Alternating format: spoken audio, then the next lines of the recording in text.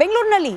In fact ಬೆಂಗಳೂರಿನ ಹೊರ ವಲಯದಲ್ಲಿ ನಡೆದ ಒಂದು ರೇವ್ ಪಾರ್ಟಿಯಲ್ಲಿ ತನಿಖೆ ನಡೀತಾ ಇದೆ. ಒಂದಷ್ಟು ಮಂದಿ ಅಲ್ಲಿ ಡ್ರಗ್ಸ್ ಸೇವನೆ ಮಾಡಿದ್ರು ಅನ್ನೋದು ಕೂಡ ಸಾಬೀತಾಗ್ತಾ ಇದೆ. ಪೊಲೀಸರು ತಮ್ಮ ತನಿಖೆಯನ್ನು ಮುಂದುವರೆಸಿದ್ದಾರೆ. ತಪ್ಪಿರೋದು ಸಾಬೀತಾಗ್ತಾ ಶಿಕ್ಷೆ ಆಗೋದು ಕೂಡ ಖಚಿತ. ಆದರೆ ಈ ರೇವ್ ಪಾರ್ಟಿ ಆದ ಬೆನ್ನಲ್ಲೇ ಆಡಳಿತ ಹಾಗೆ ವಿರೋಧ ಪಕ್ಷದ ನಡುವೆ ಮತ್ತೊಂದು ಹೊಸ ಸುತ್ತಿನ ವಾಕ್ಸಮರ ಪ್ರಾರಂಭವಾಗಿದೆ. ಉಡ್ತಾ ಬೆಂಗಳೂರು ಅಂತ ಹೇಳಿ ಒಂದು ಪೋಸ್ಟರ್ ಅನ್ನ ಬಿಜೆಪಿ ತನ್ನ ಅಧಿಕೃತ ಟ್ವಿಟರ್ ಹ್ಯಾಂಡಲ್ ನಲ್ಲಿ ಪೋಸ್ಟ್ ಮಾಡಿತು. ಇಡೀ ಬೆಂಗಳೂರು ಸೇರಿದಂತೆ ಕರ್ನಾಟಕದಲ್ಲಿ ಡ್ರಗ್ ದಂಧೆ ಅವ್ಯಾಹತವಾಗಿ ನಡೀತಿದೆ ಅನ್ನೋ ಗಂಭೀರ ಆರೋಪ. ಈ ಆರೋಪಕ್ಕೆ ಸಂಬಂಧಪಟ್ಟಂತೆ ಚರ್ಚೆಯ ಪ್ರಮುಖ 3 ಪ್ರಶ್ನೆಗಳೊಂದಿಗೆ ಚರ್ಚೆಯನ್ನ ಪ್ರಾರಂಭ ಮಾಡೋಣ. ಮೊದಲನೇದು, ಈ ಉಡ್ತಾ ಬೆಂಗಳೂರು ಅನ್ನೋದು ನಿಜಕ್ಕೂ ಕೂಡ ವಾಸ್ತವವಾ ಅಥವಾ ಕೇವಲ ರಾಜಕೀಯ ಹೇಳಿಕೆಯ? ಚರ್ಚೆ ಮಾಡ್ಬೇಕಲ್ವಾ? ಇಂಥ ವಿಚಾರದಲ್ಲೂ ಕೂಡ ಕೇವಲ ರಾಜಕೀಯ ಹೇಳಿಕೆ ಕೊಟ್ಟರು ಅಂತಂದ್ರೆ ನಮ್ಮ ರಾಜಕಾರಣಿಗಳ ಸೀರಿಯಸ್ನೆಸ್ ಬಗ್ಗೆ ಕೂಡ ಪ್ರಶ್ನೆ ಮಾಡಬೇಕಾಗತ್ತೆ. ಮಾಡೋ ಪ್ರಯತ್ನ ಮಾಡೋಣ ಚರ್ಚೆಯಲ್ಲಿ. ಎರಡನೇ ಪ್ರಮುಖ ಪ್ರಶ್ನೆ, ಮಾದಕ ವ್ಯಸನಿಗಳ ಅಡ್ಡೆ ಆಗ್ತಾ ಇದೆಯಾ ಬೆಂಗಳೂರು ನಿಜಕ್ಕೂ ಕೂಡ?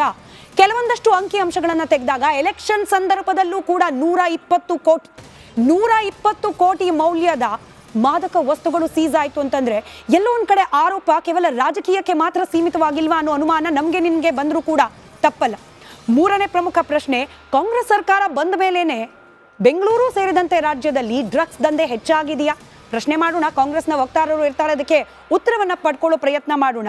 ಚರ್ಚೆ ಪ್ರಾರಂಭಕ್ಕೆ ಮುಂಚೆ ಈ ಉಡ್ತಾ ಬೆಂಗಳೂರು ವಿಚಾರಕ್ಕೆ ಸಂಬಂಧಪಟ್ಟಂತೆ ರಾಜಕೀಯ ಹೇಳಿಕೆಗಳು ಯಾರ್ಯಾರು ಏನೇನು ಹೇಳಿದ್ರು ಗಮನಿಸಿ, ನಂತರದಲ್ಲಿ ಚರ್ಚೆ. ಮೇಜರ್ ಆಗಿ ಇವತ್ತು ಗಾಂಜಾದ್ದೇನು ಒಂದು ದೊಡ್ಡ ಜಾಲ ಇದೆ, ಅದರ ಜೊತೆಗೆ ಡ್ರಗ್ಸ್ಗಳದ್ದು ಏನೇನು ಜಾಲ ಇದೆ, ಆ ಜಾಲನೇ ಇದಕ್ಕೆ ಬಹುಮುಖ್ಯವಾಗಿಂತ ಕಾರಣ ಅನ್ನುವಂಥದ್ದು ಇವತ್ತು ಅನೇಕ ಸಂದರ್ಭದಲ್ಲಿ ವ್ಯಕ್ತಪಡಿಸೋಕೆ ಗೊತ್ತಾಗ್ತದೆ. ಹುಬ್ಬಳ್ಳಿಯಲ್ಲಿ ಗಾಂಜಾ ಮತ್ತು ಡ್ರಗ್ಸ್ ಜಾಲ ವ್ಯಾಪಕವಾಗಿದೆಯಾ? ಹೌದು, ಡೆಫಿನೆಟ್ಲಿ ಇದ್ರ ಬಗ್ಗೆ ನೋ ಡೌಟ್ ಇದು ಭಾಳ ದೊಡ್ಡ ಜಾಲ ಇವತ್ತು. ನಡಿ ಈಗ ಶುರು ಮಾಡೋಣ.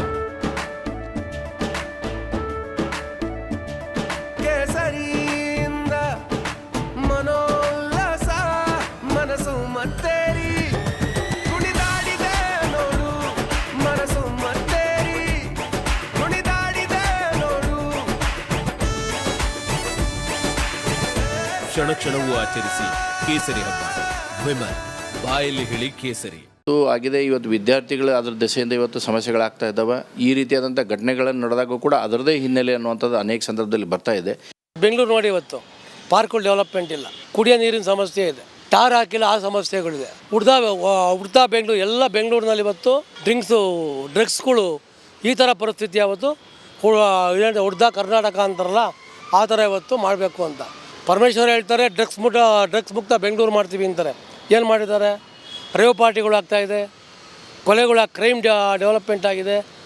ಎಷ್ಟು ಟ್ಯಾಕ್ಸ್ ಕಟ್ಟುವಂಥ ಯಾವುದೋ ಒಂದು ಇದ್ದರೆ ಇಡೀ ಕರ್ನಾಟಕದ ಅದು ಬೆಂಗಳೂರು ನಗರಕ್ಕೆ ಕಾಂಗ್ರೆಸ್ಸು ಮೋಸ ಮಾಡ್ತಿದ್ದಾರೆ.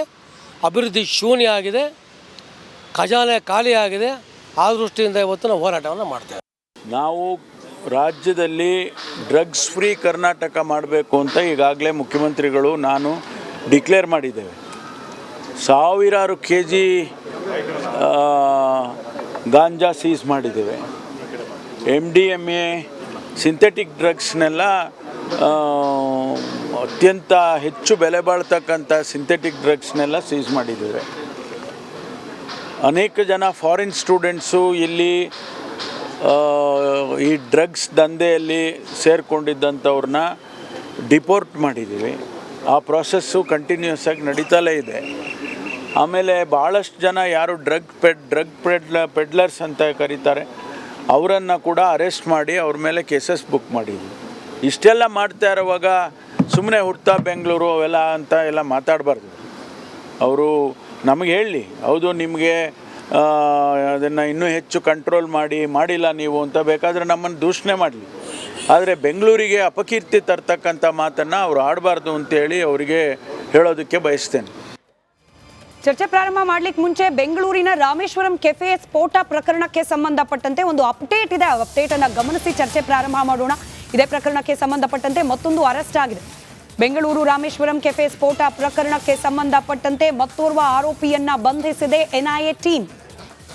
ಹುಬ್ಬಳ್ಳಿಯ ಶೋಯಬ್ ಅಹಮದ್ ಮಿರ್ಜಾ ವಶಕ್ಕೆ ಪಡೆದಿರೋದು. ಬ್ಲಾಸ್ಟ್ ಕೇಸ್ನ 5ನೇ ಆರೋಪಿ.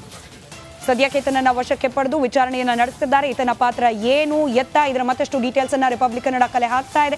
ಇನ್ನು ಮತ್ತಷ್ಟು ಅಪ್ಡೇಟ್ಸ್ ಅನ್ನ ಮುಂದಿನ ಬುಲೆಟಿನ್ಗಳಲ್ಲಿ ನಿಮ್ಮ ಮುಂದಿಡುವ ಪ್ರಯತ್ನವನ್ನ ಮಾಡ್ತಾ ಹೋಗ್ತೇವೆ. ವಾಪಸ್ ಬರೋಣ.